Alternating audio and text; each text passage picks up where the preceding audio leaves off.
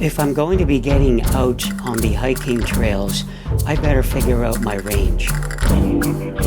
About a week before my fall, I walked a 3.41 kilometer route. I did it in about 46 minutes, and my average pace was 13.5 minutes per kilometer. That was before the cracked ribs and COVID. I'm sure things have changed since then, and I'll want to recalibrate myself. Work my way back up to 3 kilometers, then 5, then 10. I'd like to push my range up to about 10 to 12 kilometers at least. Knowing my numbers matters to me so that I may plan each route accordingly.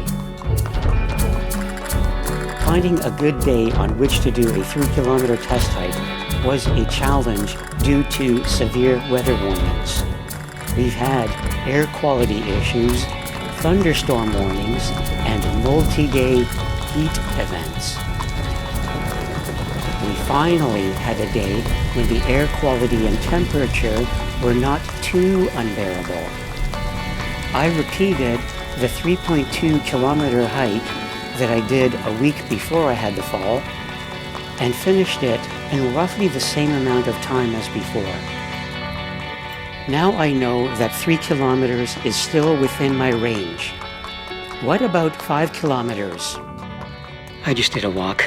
It was a little bit over 6 kilometers. Average pace 14 minutes per kilometer, 14 minutes 11 seconds per kilometer. This was my 5 kilometer range test, and I did 6 kilometers. I made it. And learned a couple of things in the process.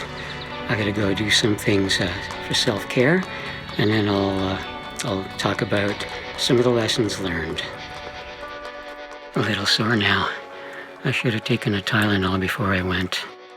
When I was an inpatient at physiotherapy, the rule of thumb was to take a Tylenol an hour before the session. I figured that's good to put that into practice in the real world as well. When I go out for a long walk, that it would be a good idea to take a Tylenol before going for the walk. Unfortunately, I forgot before I went for this walk, and I was pretty sore after. Here's a couple of things that I learned after doing that 6-kilometer range test. When I have done my shorter walks around a 3 to 4 kilometer range, I didn't take a water bottle with me. By the time that I felt the need to rehydrate, I was already done the walk and back home.